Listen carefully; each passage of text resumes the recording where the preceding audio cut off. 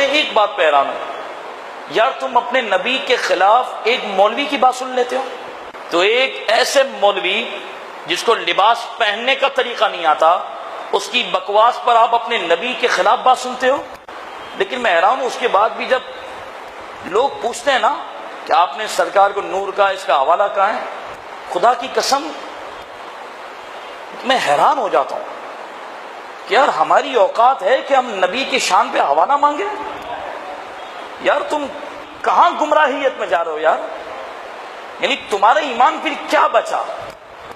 میرے پاس الفاظ نہیں ہے، جس کیفیت میں آپ کو بیان کرنا چاہ رہا ہوں وہ الفاظ نہیں ہے۔ یار یہ امت ہی ہے کہ جس کو جو نبی کی فضیلت سنائی جائے وہ حوالے مانگے؟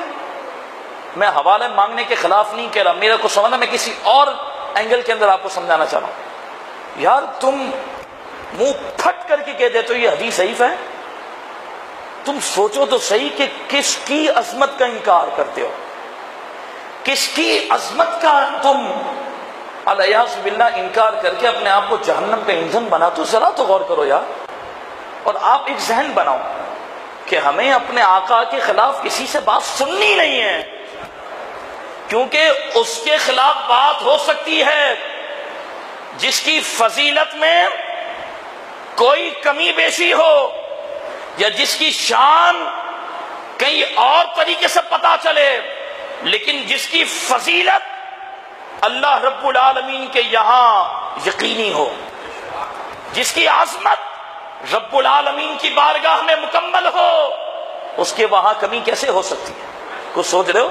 اعلیٰ حضرت امام اہل سنت فاضل بریلوی نے اس حوالے سے ایک بات بڑی پیاری فرمائی تھی، بولو سبحان اللہ۔ یہ فکری باتیں سن رہے ہو، سمجھ رہے ہو؟ اعلیٰ حضرت نے بڑی پیاری بات فرمائی، فرمایا اللہ کے محبوب کی شان میں کمی کیسے ہو سکتی ہے؟ اس لیے کہ سنو، جو بچہ طالب علم ہوتا ہے نا، اسٹوڈنٹ ہوتا ہے، ٹھیک ہے، جو بھی پڑھ رہا ہوتا ہے زمانہ طالب علمی میں ہوتا ہے، اور اگر خدا نہ خواستہ مستقبل میں وہ کمزور ہو جائے، مستقبل میں وہ کمزور ہو جائے، اور جس سبجیکٹ کو اس نے اختیار کیا تھا اگر اس میں اس کو مہارت نہ مل سکی تو اس کی چند وجوہات ہوتی ہے، یا تو استاذ کامل نہیں تھا تو بچہ بیچارہ ناقص رہ گیا، یا تو بچے میں وہ صلاحیت نہیں تھی تو پڑھ نہ سکا، یا جو چیز پڑھائی گئی اس میں وہ کوالٹی نہ تھی کہ بچے کو ایسا توانا کر سکے کہ جس کی وجہ سے بچہ دور کے تقاضوں کے مطابق تعلیم حاصل کر سکے۔ یہی وجہ تھی۔ اعلیٰ حضرت فرماتے جب مصطفیٰ کی بات آتی ہے تو پڑھنے والے اللہ کے محبوب ہیں، یہاں پڑھنے والے پیارے مصطفیٰ، پڑھانے والا خدا، پڑھائی جانے والی کتاب قرآن، تینوں نقش سے پاک تو مصطفیٰ میں نقش کیسے ہو سکتا ہے؟ بات مکمل ہوئی۔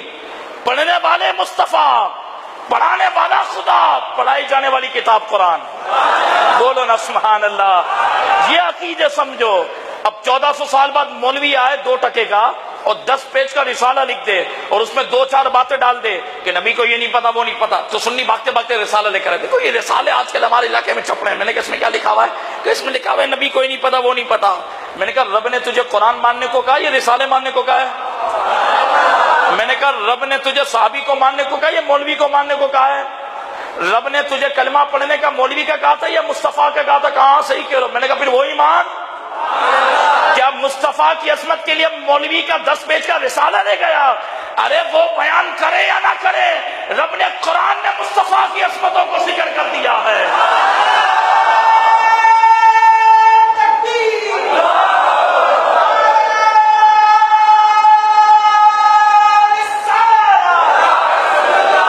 اب بات سمجھ میں آ رہی ہے؟ یہ ہے کانسیپٹ۔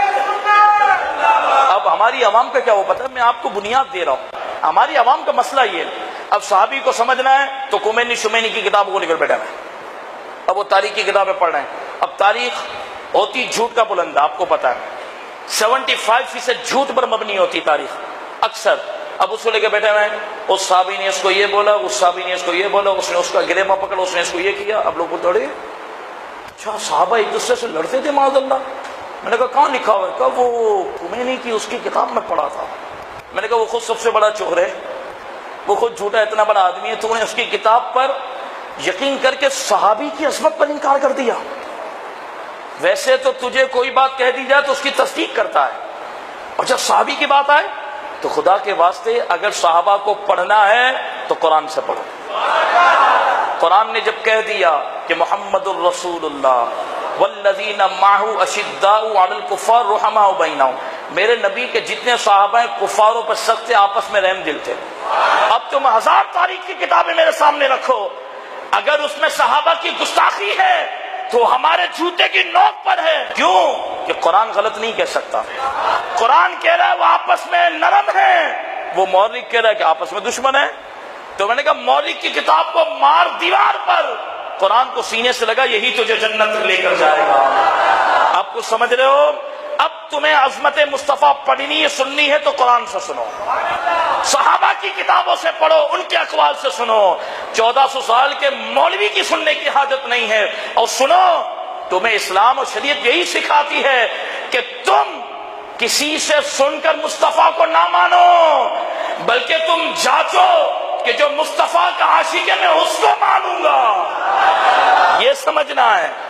تم آج سرکار کی عظمت کو ماننے سے پہلے رکتے ہو کہ فلاں مولوی کہیں گے تو مانوں گا، فلاں کہیں گے تو مانوں گا۔ نہیں، میں نے کہا یہ تو ہے ہی نہیں۔ تولنے کا طریقہ یہ ہے کہ تجھے دیکھنا ہے، تھرمامیٹر اپنے پاس رکھ کہ کس میں عشق مصطفیٰ کی آگ لگی ہوئی ہے، وہ ہے تو اس کے پیچھے جا۔ یہ ہے معیار، یہ ہے ایمان۔ یہ نہیں کہ تو کسی مولوی سے سن کر مصطفیٰ کو مان، نہیں، بلکہ اس مولوی کو مان جو تجھے مصطفیٰ تک پہنچانے والا ہے۔